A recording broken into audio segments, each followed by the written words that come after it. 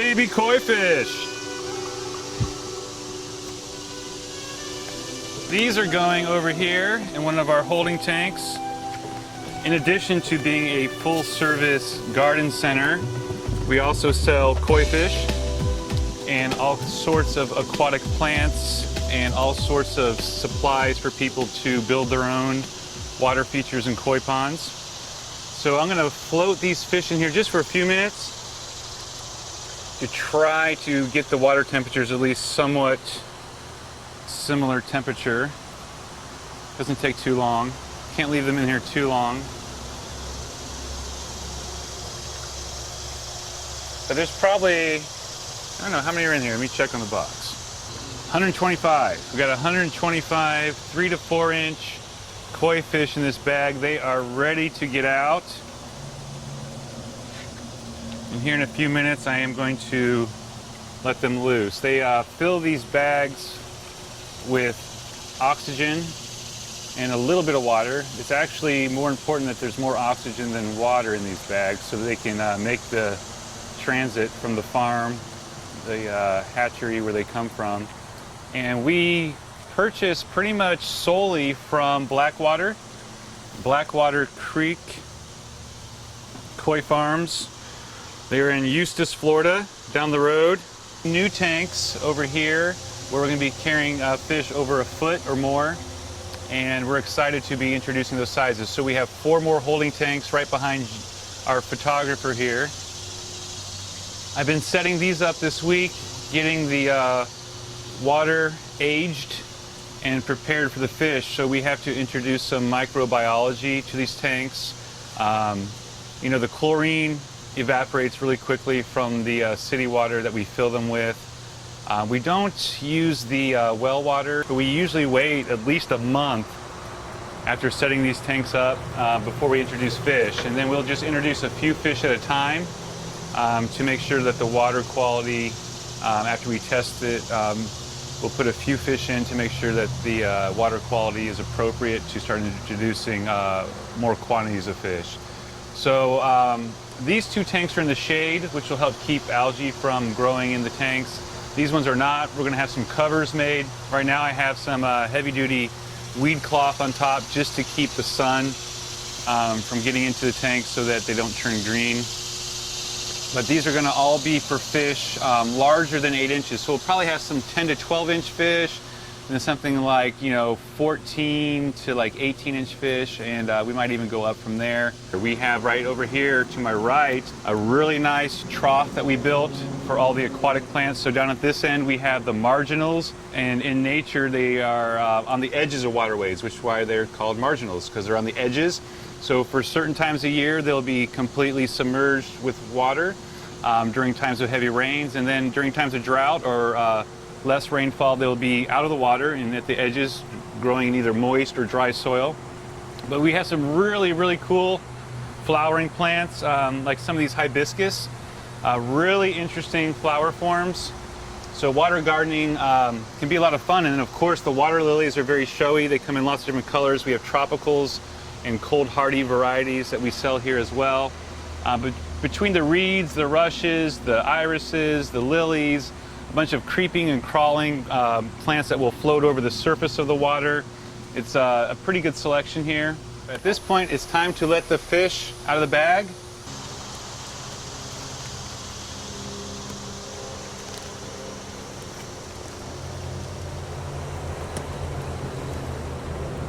All right, so we're gonna let the cat out of the bag, or the fish out of the bag here.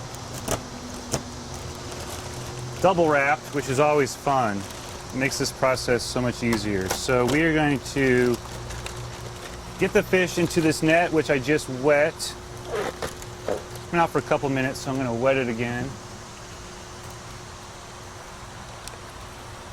And I'm going to strain the water out because they have been they've been doing their fish thing in the water here.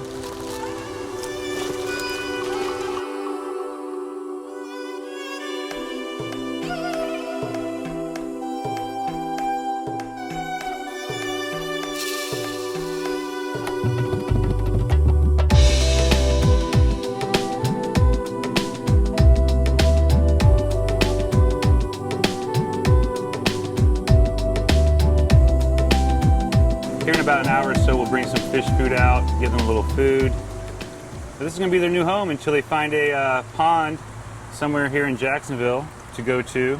Someone will come here and pick them out. Yeah, there's some really nice ones in here this time. Seems like the butterflies always get picked through first. Butterflies over the years have always been the favorites of most hobbyists for sure. Now, some of the people who take this beyond just a hobby and have all the different types of koi fish memorized as far as all the different styles and types, they don't just pick between either a standard or a butterfly. They're picking for very distinct pattern types, different attributes. But you know, the younger they are, the harder it is to know exactly what they're going to look like when they're mature. But that's kind of the fun of it. You know, you look at them when they're young, look at the color patterns they have now, and try to project out in the future to think about what they might look like when they're mature. But you know, overall, they're going to be similar, but you know, their color patterns do change a bit. The early birds definitely get the worm. We have customers who come in, they call, they try and figure out exactly which day the koi are coming in so they can get first pick. We have enthusiasts of all different types who come in who collect koi. So right now, they are getting familiar with their new surroundings.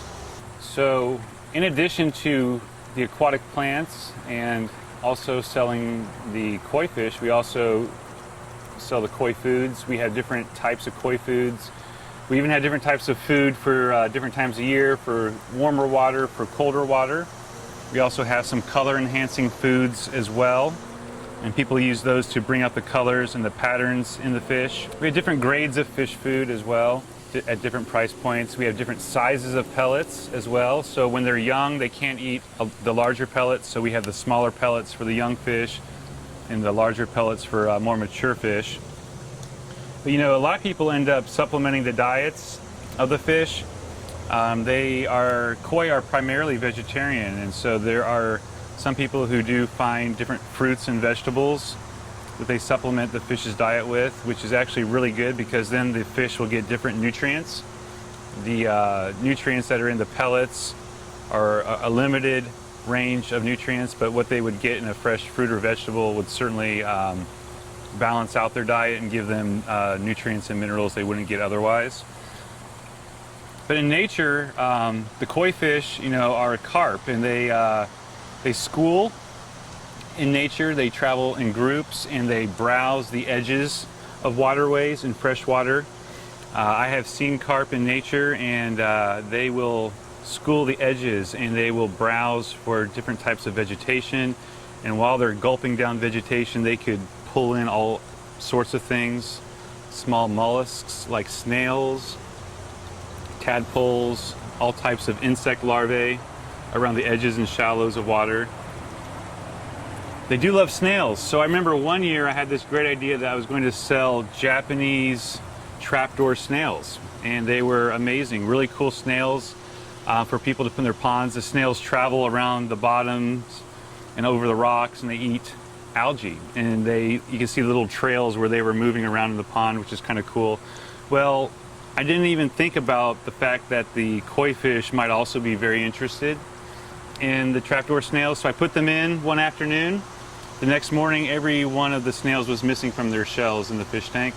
And, we stopped carrying them, but after that, while we were still carrying them, I found another place, like an aquarium, which was safe, snails only, maybe some small fish. They didn't have mouths big enough to eat the snails, but I put them in one of the larger fish tanks, and they certainly had mouths, and they sucked the snails right out of their shells. Thanks for joining us once again here at Earth Works. My name is Matthew.